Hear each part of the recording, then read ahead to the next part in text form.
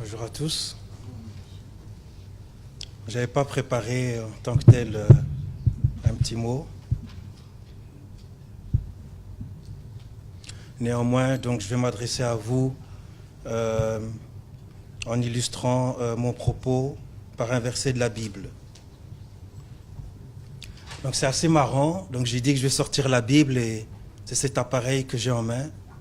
Il y a un entrepreneur qui a inventé ça un jour. Personne s'y attendait et aujourd'hui tout le monde l'utilise. Donc le verset, il est situé dans le livre de la Genèse au chapitre 11 et le verset qui m'intéresse, c'est le verset 6. Donc je lis au nom du Seigneur Jésus, je suis chrétien. Si vous ne l'êtes pas, je vous prie de m'excuser. Je vous prie de m'excuser, il n'y a pas de quoi, mais tu vas voir que la parole de Dieu, que tu sois chrétien ou pas chrétien, elle peut s'appliquer. C'est ça qui fait la puissance de Dieu. Et l'Éternel dit, « Voici, ils forment un seul peuple et ont tous une même langue. Et c'est là ce qu'ils ont entrepris. Maintenant, rien ne les empêcherait de faire tout ce qu'ils auraient projeté. » Donc il y a deux mots-clés dans ce passage que je viens de lire. Il y a le mot entreprise et le mot projet. Pour comprendre ce qui s'est passé, ici les hommes étaient sur terre, au lieu de vivre une vie normale, se lever, boire, manger, se marier, ils ont eu comme projet de bâtir une ville, et dans cette ville, ils ont voulu construire une tour qui aille toucher le ciel pour voir Dieu, comme pour le défier. On interprète ça comme un acte de rébellion. Mais ce qui est important, c'est que Dieu, il arrive sur les lieux et il constate que voilà, les hommes, ils étaient un seul peuple. Ils parlaient tous une même langue. Et par la réflexion qu'il a, Dieu est en train de me dire que ça, c'est deux conditions sine qua non pour entreprendre quelque chose.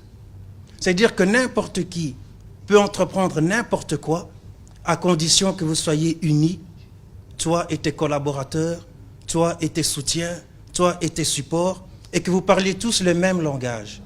Et Joseph Business School, c'est exactement ce qu'ils ont fait.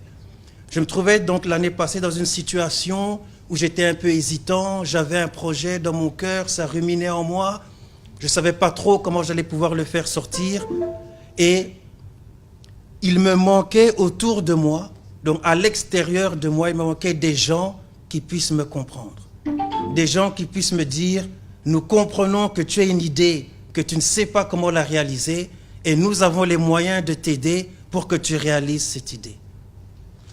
Et depuis que je me suis inscrit ici, en effet, très vite, en lisant les cours, en parlant avec les uns et les autres, eh bien, j'ai vu que ce qui ruminait en moi, le projet que j'avais en moi, il a commencé à prendre une forme extérieure. À telle enseigne qu'au fur et à mesure des enseignements, je savais directement faire la relation entre la théorie et la pratique. Je me disais directement, ben ça je vais le faire comme ça je vais faire comme ça je vais faire comme ça. Ce n'était pas nécessaire pour moi de très vite rédiger un business plan parce que tout était déjà là en moi. Donc le comptable a donné l'illustration du bébé. C'est comme si j'avais un bébé. Merci.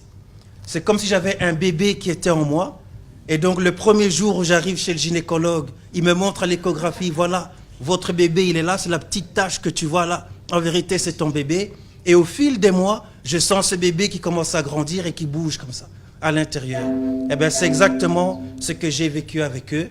Et au final, lorsqu'il a été question de rédiger le business plan, eh bien, très honnêtement, c'est sorti presque d'un seul trait parce que le bébé, il avait le temps de grandir. Il a été bien nourri pendant les 9 mois. Je suis arrivé, donc, pour continuer dans cette illustration, je suis arrivé à la maternité, les sages-femmes avaient déjà tout mis en place, le lit était là, tout ce qu'il fallait, le gyné est arrivé, hop, et le bébé, il est sorti sans péridurale. Quasiment sans péridurale. Et donc voilà,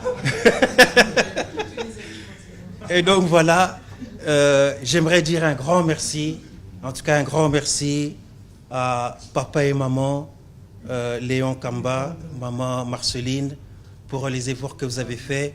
En ce qui me concerne personnellement, c'était très très compliqué, ça a été très dur, mais voilà, l'école est là pour ça.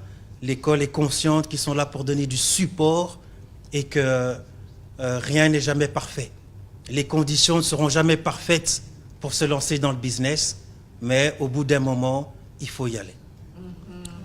Donc que Dieu vous bénisse, en tout cas, je vous remercie du fond du cœur.